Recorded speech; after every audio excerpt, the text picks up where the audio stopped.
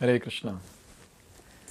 So Arjuna, the most fortunate one, he got darshan of universal form, and after that he got darshan of the most sublime form of Lord Sri Krishna in his original Swarupa in the two-handed form.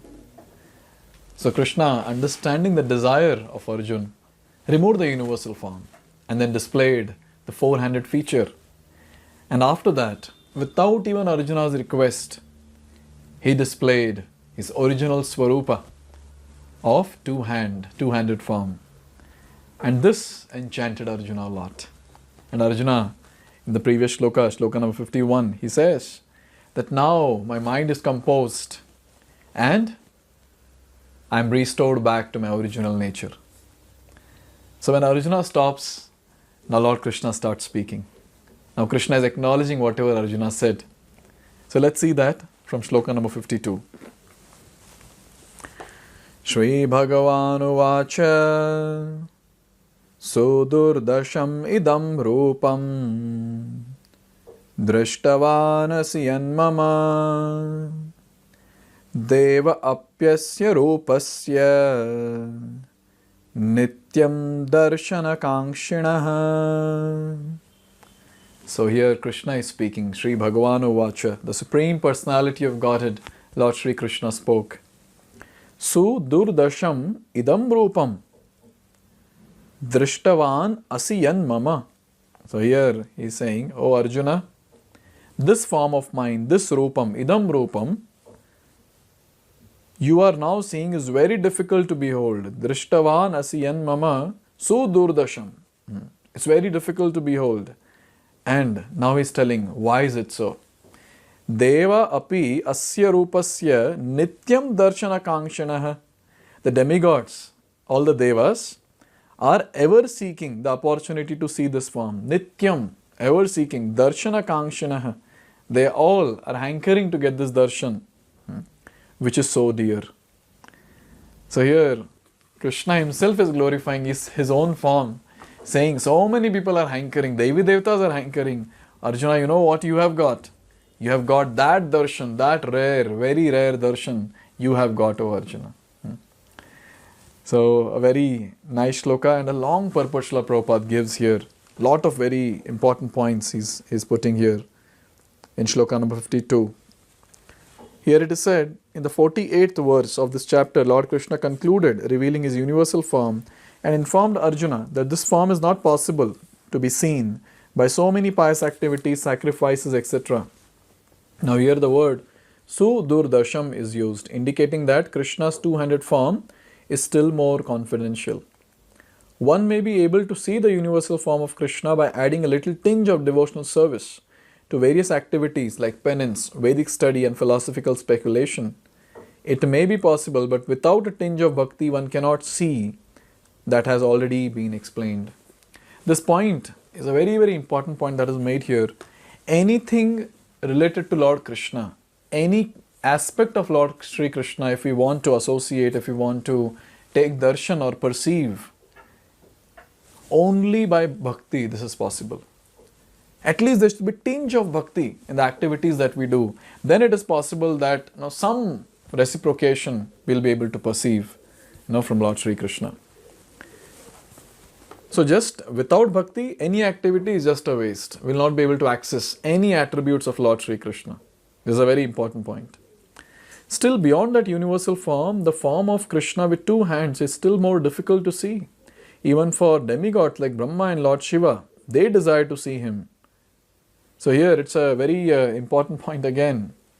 Universal form is still okay. But to get darshan of Lord Sri Krishna in his original form, that is the form in Goloka Vrindavana, that is very, very difficult. Even Brahma and Shiva and other Devi Devatas, they hanker to see that form.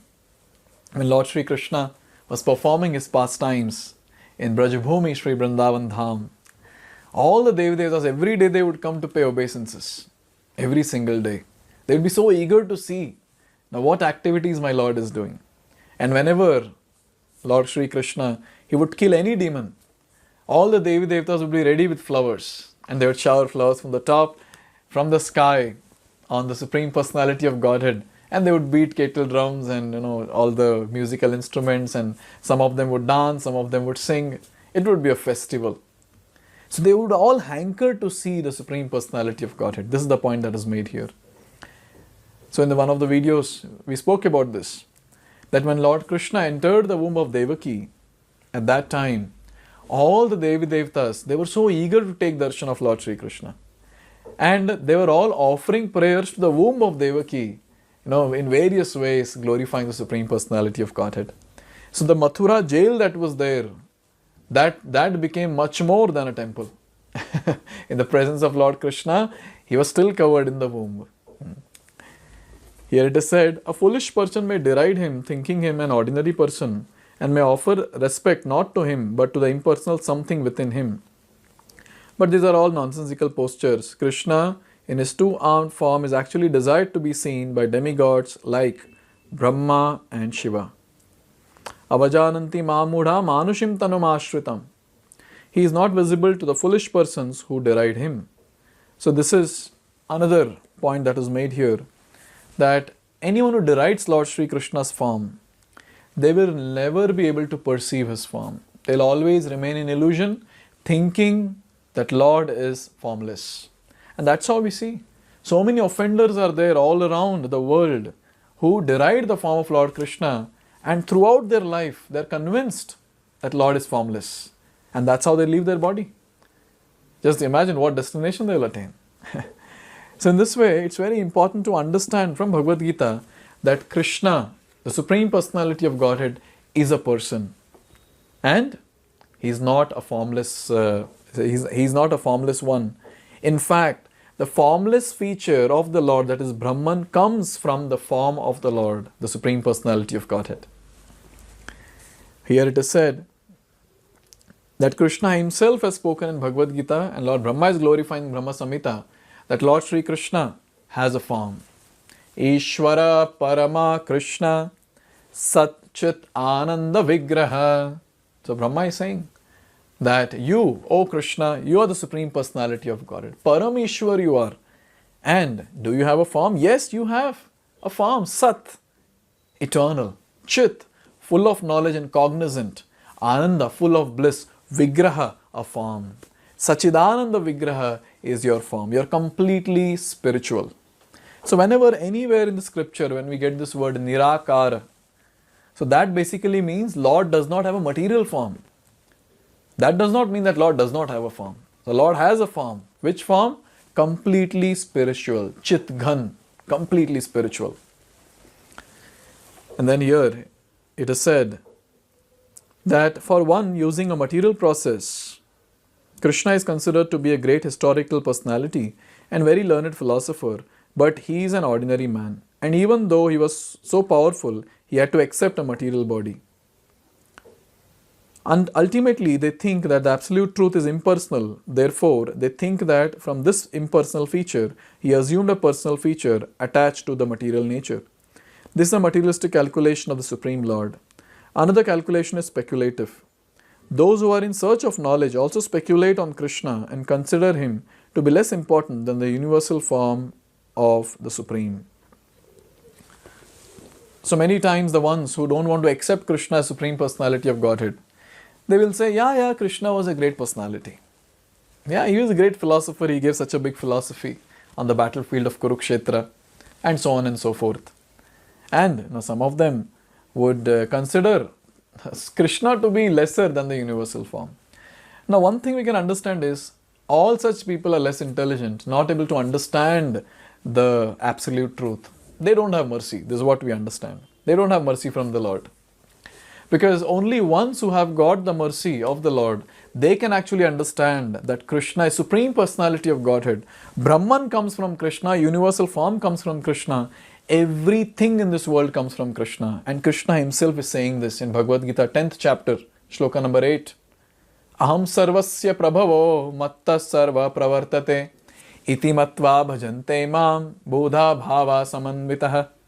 Krishna is saying that everything comes from me, both material and spiritual, and the ones who understand this, they are very intelligent and they worship me with that mood.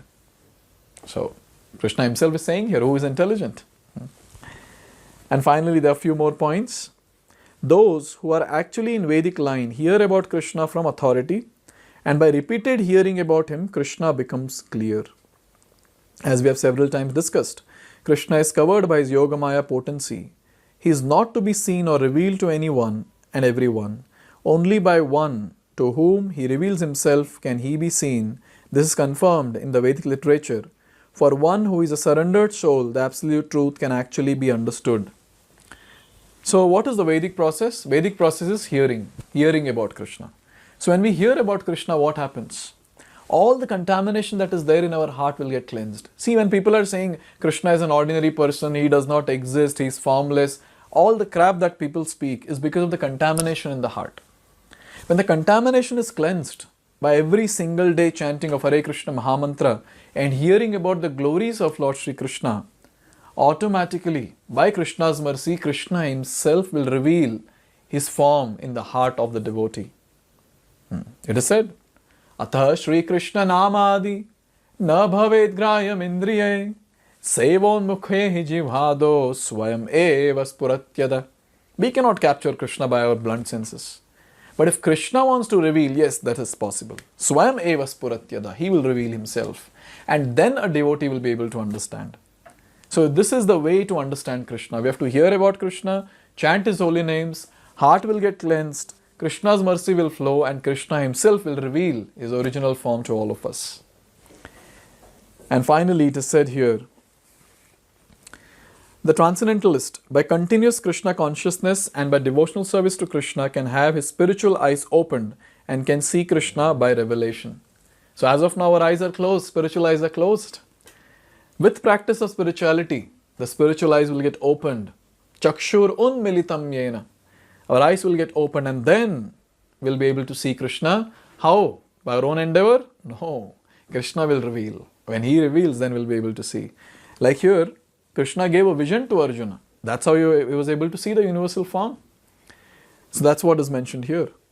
Such a revelation is not possible even for the demigods. Therefore, it is difficult even for the demigods to understand Krishna. And the advanced demigods are always in hope of seeing Krishna in his two-handed form. The conclusion is that although to see the universal form of Krishna is very, very difficult and not possible for anyone and everyone, it is still more difficult to understand his personal form as Shyama Sundar. So, the Shyama Sundar form, that is, the form of the Lord in Sri Vrindavan Dham, is very, very rarely accessible as compared to the universal form. So this is what is the point that is made here. So Krishna is telling Arjuna that you are so fortunate.